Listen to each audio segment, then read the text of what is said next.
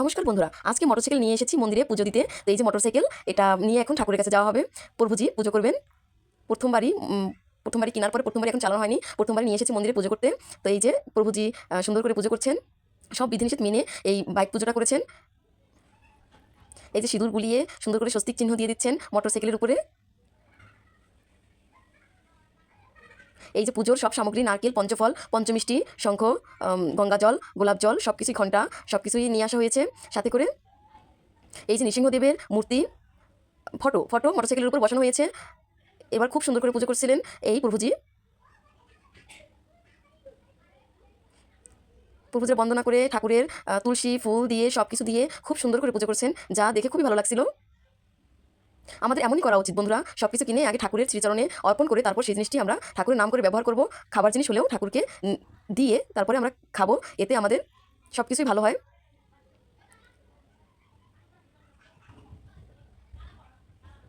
আমি এর আগে কখনোই মোটরসাইকেল পুজো করা দেখিনি, এই প্রথমবারে দেখলাম ইসকনের সাধুরা কী করে মোটরসাইকেল পুজো করেন বা তারা সব কিছু কেমন করে বিধিনিষেধ পালন করেন, দেখে খুবই ভালো লাগে। এই যে নৃসিংহ দেবতাকে প্রসাদ দেওয়া হচ্ছে, প্রসাদ না, ভোগ দেওয়া হচ্ছে, গ্লাসে করে জল। ভগবান সবারই মঙ্গল করুক। সবসময় ঠাকুরের নাম নিয়ে চলতে চেষ্টা করি, জানি না কতটুকু পারি, ভুল ত্রুটি তো হবেই। এই প্রভুজিরা করতাল বাজাচ্ছেন আর নাম কীর্তন করছেন নৃসিংহদেবের। এই যে আরেক প্রভু আসছেন।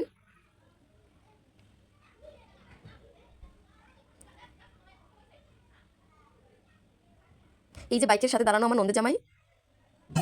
এই যে এবার নাতি পুজো করা হবে।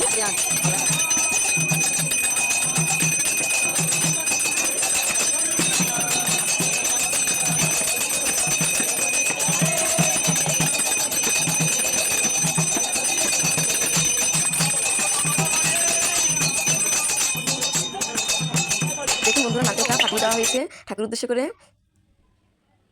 এরপর আগরবাতি দিয়ে ঠাকুর আরতি করছে।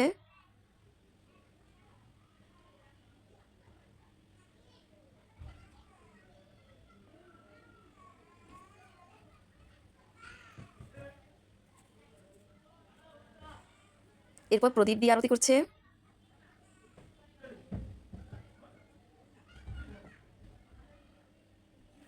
এই মন্দিরে সবসময় প্রভুরা, মাতাজিরা সবসময় আসে, ভালো লাগে। মন্দিরে গেলে এমনিতেই মন পবিত্র হয়ে যায়, সকলের সাথে কথা বলে খুবই ভালো লাগে। এই যে পুষ্প দেওয়া হচ্ছে নৃসিংহদেবকে ও মোটরসাইকেলের উপরে। এরপর শঙ্খ।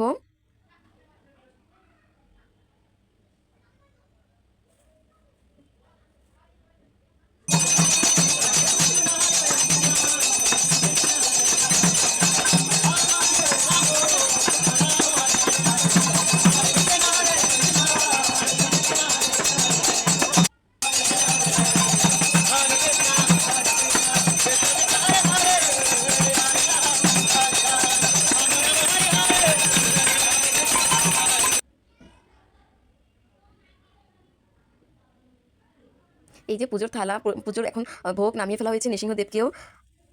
এরপর এই যে মোটরসাইকেলের সামনে একটা লেবু, পিছনে একটা লেবু রাখা হয়েছে, যা অতিক্রম করতে হবে মোটরসাইকেল চালিয়ে। এই যে আমার ননদের বড় ছেলে আর ননদের হাজব্যান্ড ওই যে মোটরসাইকেল ধরে আছে। এই যে লেবুটা অতিক্রম করে নিয়েছে।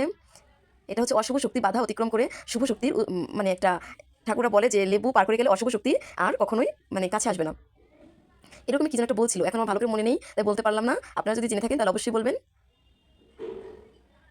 এই যে পিছনের এই লেবুটা, এটাকে অতিক্রম করবে। এই যে প্রভু, সে নিজেই মোটরসাইকেল, আমার নন্দের ভালো চালাতে পারে না, তাই সে নিজেই উঠেছে মোটরসাইকেলের উপরে, উঠে এখন সে এই যে অতিক্রম করে দিয়েছে লেবু।